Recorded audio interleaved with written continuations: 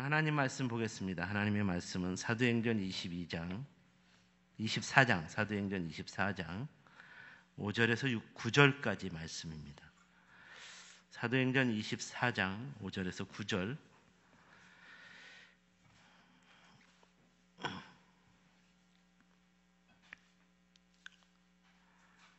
우리 함께 읽도록 하겠습니다. 시작. 우리가 보니 이 사람은 전염병 같은 자라 천하에 흩어진 유대인을 다 소요하게 하는 자요 나사렛 이단의 우두머리라. 그가 또 성전을 더럽게 하려 함으로 우리가 잡아싸우니 당신이 친히 그를 신문하시면 우리가 고발하는 이 모든 일을 아실 수 있나이다 하니 유대인들도 이에 참가하여 이 말이 옳다 주장하니라. 아멘. 오늘은 사도 바울이 자기 동족 유대인들에 의해 고발장을 받은 이야기가 우리에게 주는 은혜를 함께 묵상해 보고자 합니다. 사도 바울이 유대교의 지도자들에 의해서 로마의 총독에게 고발을 당했습니다. 유대교의 지도자들은 예수님을 십자가에 못 박게 한 장본인들이었습니다.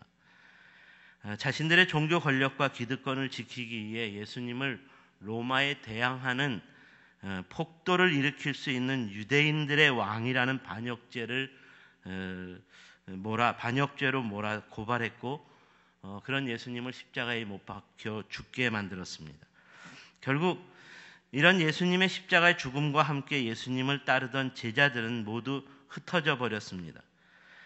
예수님을 십자가에 못 박혀 죽게 한 것으로서 예수 제자들은 두려움에 떨게 되었고 저마다 자기의 살 길을 찾아 도망쳐 버렸기 때문에 유대교 지도자들의 종교 권력과 기득권을 지키는 삶이 성공한 것처럼 보였습니다.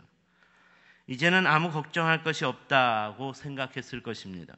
이전처럼 유대인들의 영적인 지도자로서의 종교적인 권력과 기득권을 누리며 살면 된다고 생각했을 것입니다.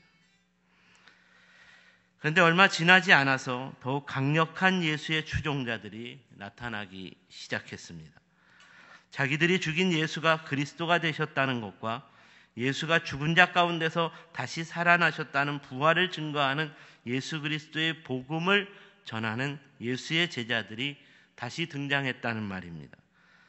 다시 나타난 예수의 제자들이 자기들이 죽인 예수가 그리스도가 되었다는 것과 다시 살아나셔서 영원한 생명과 구원을 주는 부활의 주가 되셨다는 예수 복음을 전파하는 것으로 인해 유대교 지도자들의 마음은 더 복잡해졌고 더 골치가 아파졌습니다.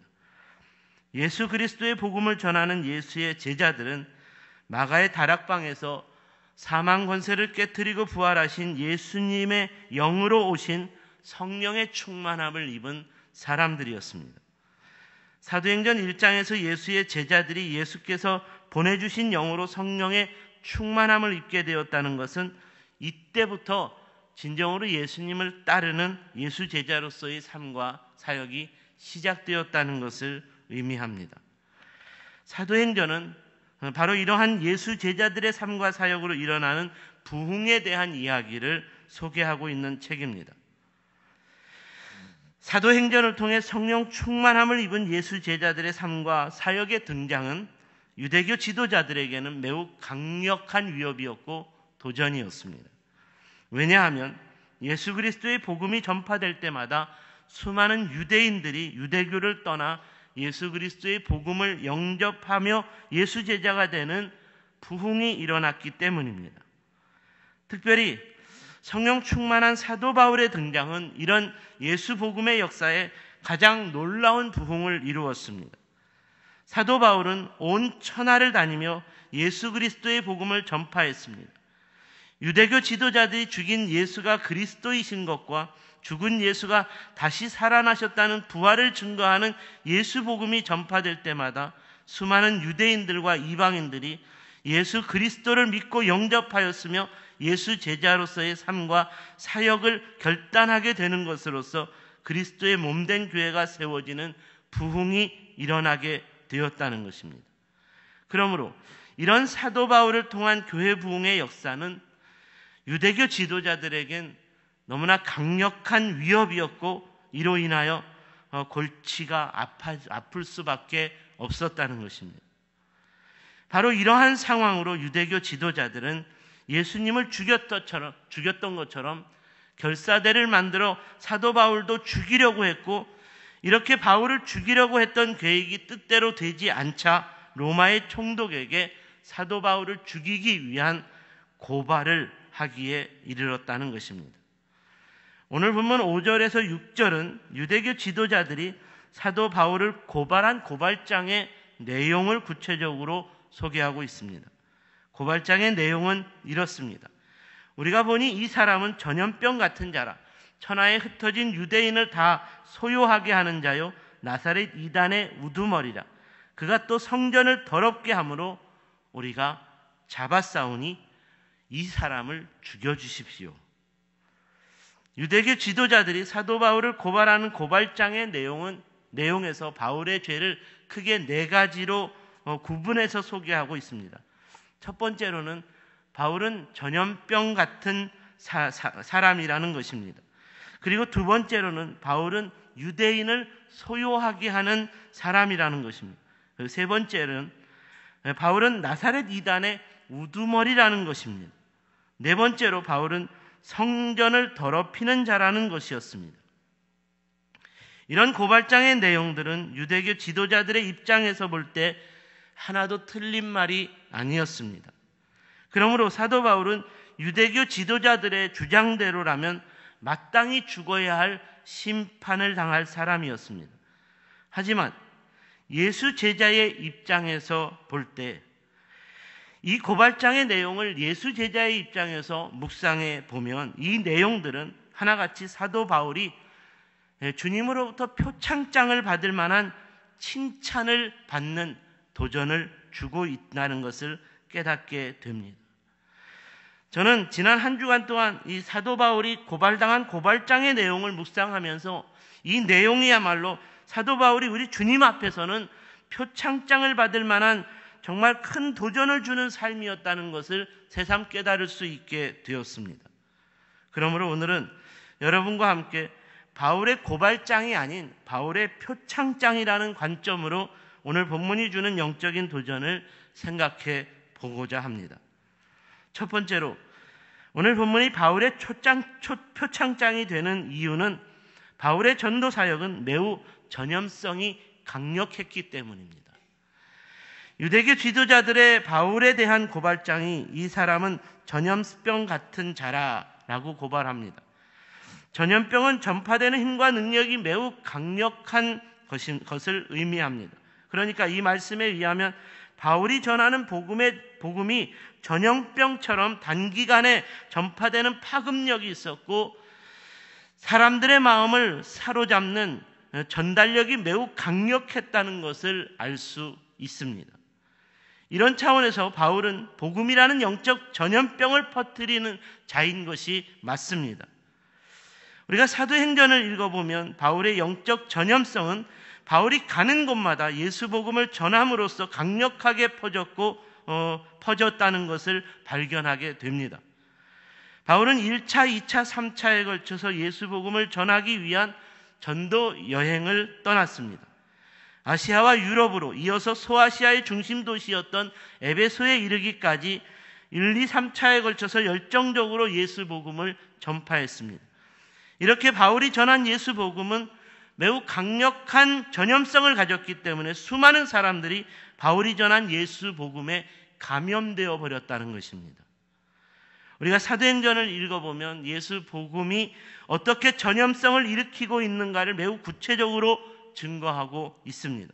수많은 사람들이 바울이 전한 예수 복음을 듣고 죄를 깨닫게 되었고 가슴을 찢는 회개와 함께 예수 이름으로 침례를 받게 되었다고 했습니다.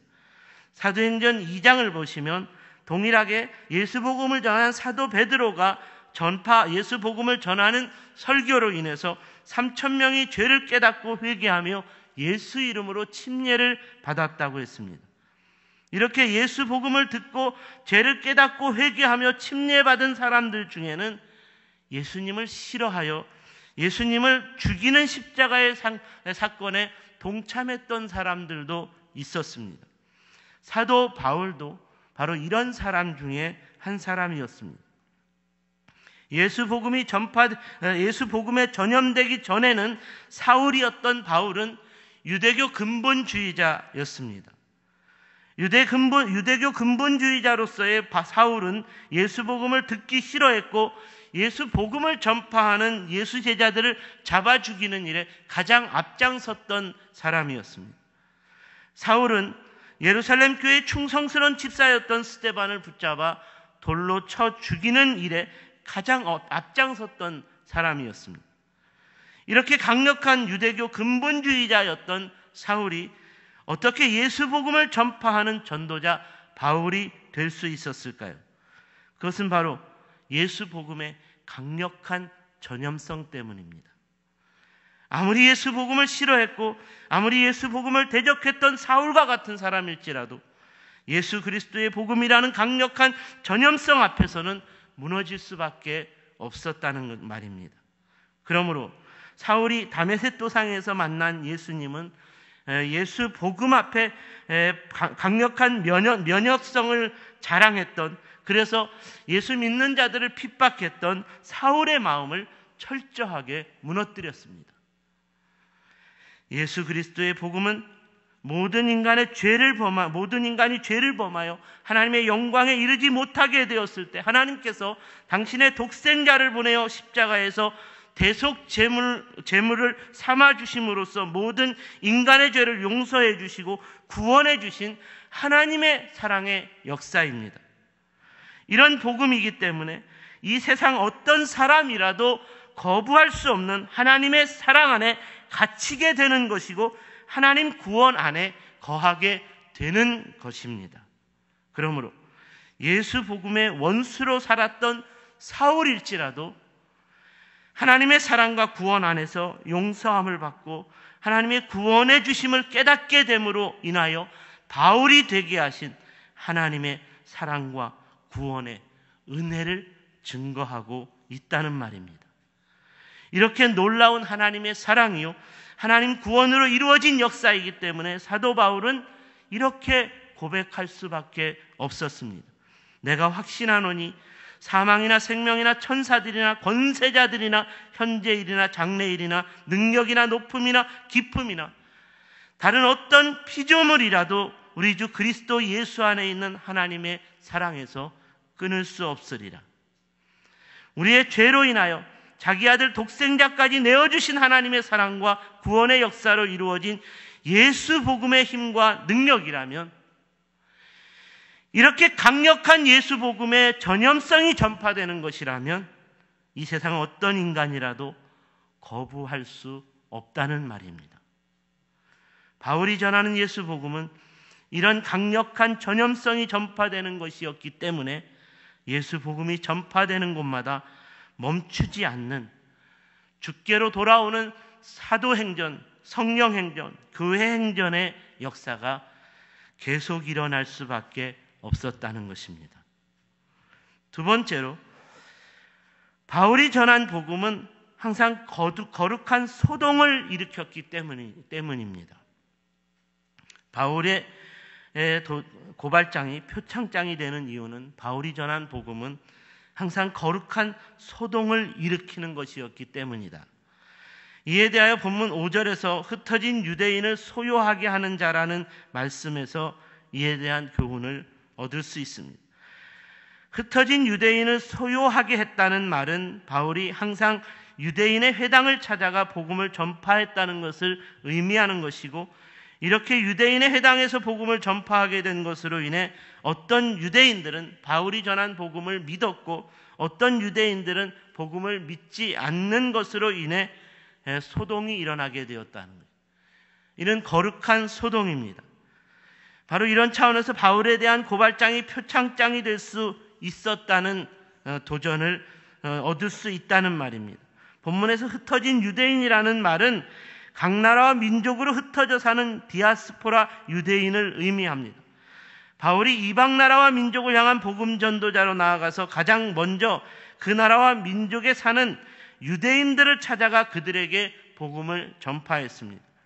그렇다면 바울이 먼저 유대인을 찾아가 예수 복음을 전파하게 된 이유는 무엇 때문일까요? 그것은 바울이 하나님의 나라를 위한 새로운 시온 공동체의 회복을 진정으로 바랐기 때문이었습니다.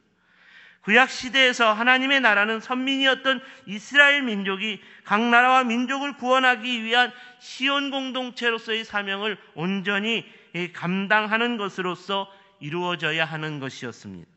바로 이런 차원에서 오늘 본문의 신약 시대에서도 시온 공동체로서의 사명을 위한 회복이 유대인의 회당으로부터 시작될 것을 기대했다는 말입니다.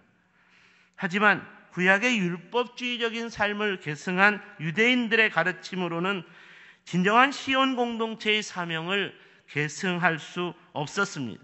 그러므로 바울이 유대인의 회당을 찾아가 예수 복음을 전파하게 되었고, 이로 인하여 유대인의 회당에서 거룩한 소동이 일어나게 되었다는 말은 구약의 율법을 추구하는 유대교 안에서 예수 복음을 믿고 영접하는 것으로 인한 새로운 시온 공동체인 교회가 탄생하기 위한 거룩한 소동이 일어나게 되었다는 말입니다.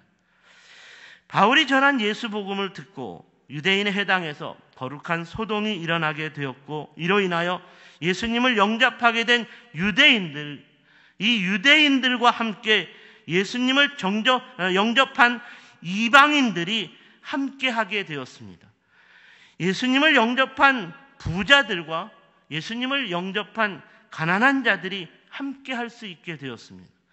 예수님을 영접하게 된 주인들과 예수님을 영접한 노예들이 예수님 안에서 한 형제요 자매가 될 수 있는 진정한 시온 공동체인 그리스도의 몸된 교회가 탄생할 수 있게 되었다는 말입니다.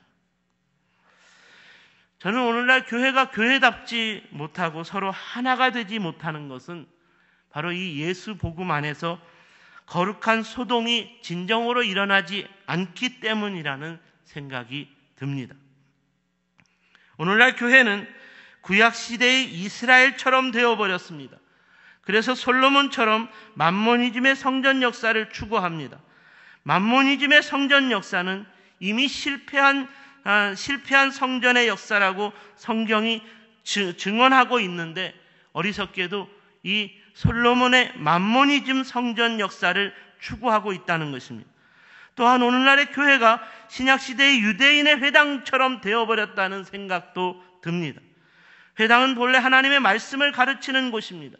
이러한 회당에서 누구라도 하나님 말씀 앞에서 겸손하게 자각하고 진실하게 자기의 삶을 반성하는 삶을 반복되어지는, 그러므로 말씀을 가르쳐야 하고 말씀을 배워야 하는 곳이어야 하는데, 이렇게 말씀을 가르치고 배우는 것이 아니라 교회 지도자들에 대한 말씀의 권위와 무조건적인 순종만을 가르치는 율법주의적인 회당, 율법주의를 추구하는 회당이 되고 말았다는 것입니다.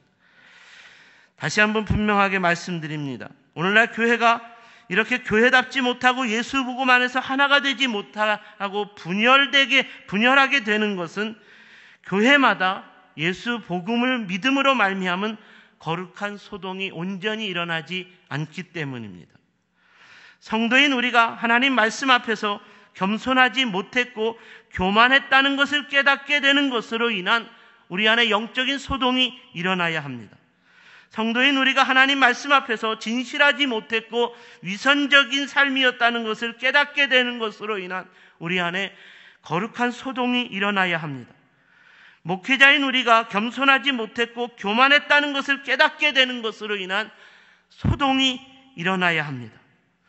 우리 모두가 서로 사랑하지 못하고 용서하지 못해 거룩한 성도의 교제를 온전히 이루어내지 못했다라는 것으로 인한 소동이 우리 안에서 일어나야 한다는 말입니다. 항상 주님의 말씀 앞에서 성도답지 못한 영적 무지의 죄를 회개하는 소동이 일어나야 합니다. 주님의 말씀 앞에서 목회자답지 못한 영적 교만의 죄를 회개하는 소동이 또 일어나야 합니다. 우리 주님이 다시 오실 때까지 흔들리지 않고 계속되어야 하는 주님의 몸된 교회가 무너지고 성도들이 교회를 떠나버리는 것으로 인한 우리 주님의 마음을 품는 것으로 인한 거룩한 분노와 거룩한 탄식으로 가득한 소동이 계속 일어날 수 있어야 한다는 말입니다.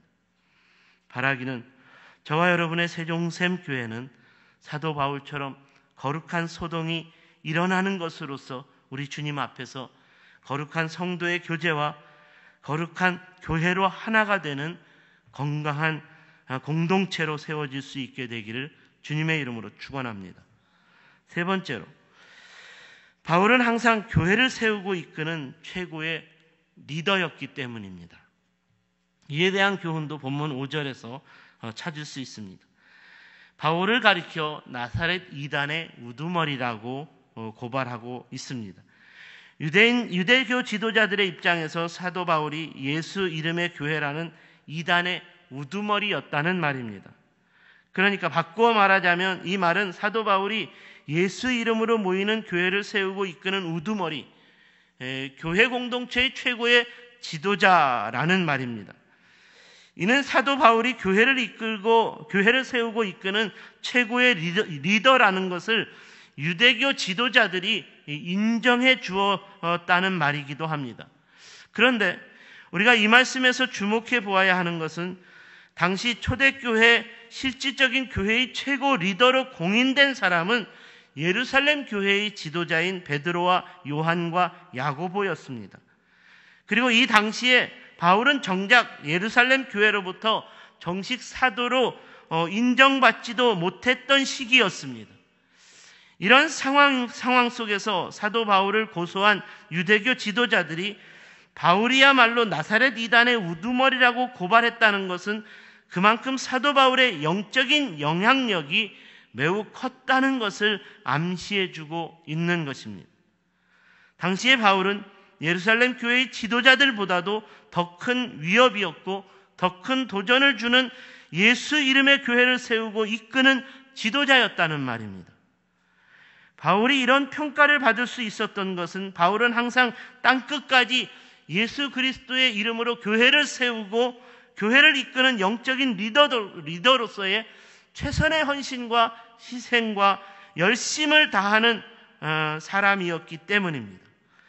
이 말이 사도 베드로와 요한, 야고보가 최선의 헌신과 희생을 다하는 리더가 아니었다는 말은 아닙니다. 그럼에도 불구하고 세상 사람들이 평가하기에는 당시에 사도 바울이 나사렛 이단의 우두머리라고 불릴 만큼 사도 베드로보다, 야고보보다, 요한보다도 더 강력했던 예수 이름의 교회를 세웠고 이끄는 최고의 리더로서 인정받을 수밖에 없는 더 많은 헌신과 희생과 수고의 사역을 감당하는 전도자의 삶이었다는 말입니다. 바로 이런 맥락에서 사도행전의 역사를 기록하고 있는 책에서 사도 바울의 삶과 사역에 대한 이야기가 대부분을 차지하고 있다는 것도 이를 잘 증명해 주는 것이라고 볼 수 있겠습니다. 그리고 신약 성경에서 사도행전 이후로 소개되고 있는 바울의 서신서들도 이를 증명해 주기에 충분하다고 말할 수 있을 것입니다. 이처럼 사도 바울은 나사렛 이단의 우두머리로 고발장을 받을 만큼 항상 예수 이름의 교회를 세우고 이끄는 최고의 리더로서의 헌신적이고 희생적인 삶과 사역을 감당했기 때문에 우리 주님 안에서는 표창장을 받기에 충분한 사람이었다는 말입니다. 마지막 네 번째로 바울은 성전의 거룩한 부흥을 이룬 사람이었기 때문입니다. 오늘 본문 6절에서 바울을 고발한 자들은 바울이 성전을 더럽히는 자였다고 고발하고 있습니다. 바울이 성전을 더럽혔다는 말은 바울이 성전 안에 이방인들을 데리고 들어왔기 때문이었습니다. 구약시대에는 성전이 지성소와 성소로 나뉘어져 있었는데 예수 그리스도께서 십자가에 못 박혀 죽으신 날부터 성소와 지성소를 가로막고 있는 휘장이 찢어졌다고 했습니다. 이때부터 성전에는 누구나 들어갈 수 있게 되었습니다. 성전의 휘장이 찢어진 것은 인간의 죄악으로 말미암아 성전으로 들어갈 수 없었던 문제가 예수 그리스도의 피 흘림으로써 모든 인간에 대한 죄와 용서, 죄의 용서와 구원이 성취되었기 때문에 모든 인간이 예수 그리스도의 이름을 의지하여 성전에 들어갈 수 있도록 휘장이 찢어졌다는 말입니다. 그러므로 예수 이름을 믿고 구원받은 사람이라면 누구라도 성전에 들어갈 수 있게 되었습니다. 그리고 거룩한 성전에는 이 거룩한 성도들이 많이 찾아오는 부흥이 일어나야 하는 곳이었습니다. 이러한 까닭에 바울은 예수 그리스도 안에서 거룩한 성도가 된 이방인들을 데리고 성전으로 들어갔습니다. 이렇게 바울이 이방인을 데리고 성전에 들어간 것으로 인해 예수 이름의 구원을 믿지 않는 유대교 지도자들이 바울을 향하여 성전을 더럽혔다라고 고발하게 되었다는 말입니다. 사랑하는 여러분, 만약에 유대교 지도자들처럼 성전을 더럽힌다는 이유로 이방인들을 성전에 데리고 들어오는 일들이 없었다면 오늘날까지 계속되는 성전의 역사는 어떻게 되었을까요? 오늘날 유대인으로부터 전해 내려오는 성전의 역사는 유대인들만을 위한 성전으로 너무나 보잘것없고 초라하게 남아 있습니다. 창조주 하나님의 성전이라면 피조물인 모든 인간들이 거룩한 성전을 찾아오며 거룩한 성전에서 살아계신 하나님께 찬양하고 경배하는 것으로서 더욱 강하고 위대한 성전 부흥의 역사가 일어나야 할 것입니다. 유대인 외에 아무도 찾지 않는 성전의 역사라면 온 세상 모든 나라와 민족을 창조하시고 다스리시는 하나님의 성전의 역사라고 말할 수 없는 너무나 초라한 성전의 역사가 아닐까요? 하지만 오늘 본문의 바울은 바로 이런 차원에서 참된 성전의 역사를 위하여 성전의 주인 되신 하나님을 기쁘시게 하고 성전을 더욱 거룩한 하나님의 사람들로 가득 채워지는 성전의 부흥을 이루어낸 사람이었습니다. 유대인이나 이방인이나 자유자나 노예나 부자나 가난한 자나 구별 없이 하나님의 아들이신 예수 그리스도로 말미암아 구원받은 하나님의 사람들이라면 예수 이름으로 세워진 거룩한 성전에 누구라도 들어올 수 있다고 초청했고, 이로 인하여 구름대처럼 거룩한 성도들이 성전에 모여드는 부흥이 일어날 수 있었다는 말입니다. 바울이 전한 복음으로 하나님의 성전 안에 거룩한 성도들이 차고 넘치게 되었다는 말입니다.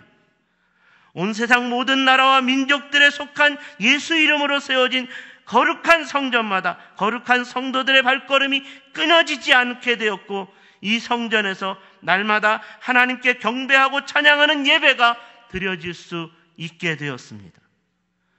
오늘날 우리 시대에서 유대인의 성전의 역사와 사도 바울을 통한 그리스도인들의 성전의 역사를 그러므로 비교해 보십시오. 어느 것이 성전의 부흥이라고 말할 수 있을까요?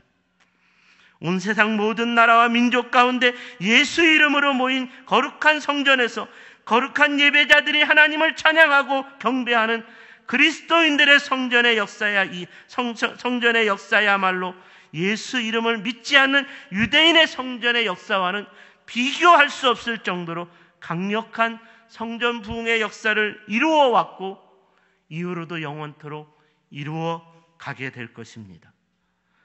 바로 이런 성전 부흥의 역사를 이루어낸 전도자 바울의 삶과 사역이었기 때문에 성전을 더럽힌 고발장이 그에게 주어지는 것이 아니라 주님 안에서 성전의 거룩한 부흥을 일으킨 표창장이 그에게 주어지게 될 것이라는 말입니다.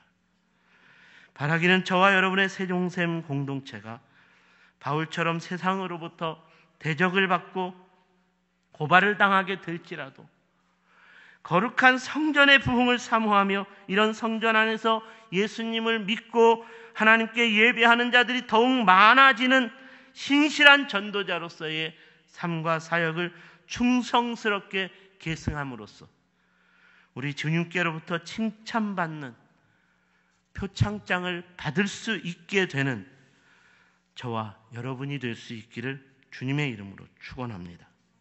기도하겠습니다.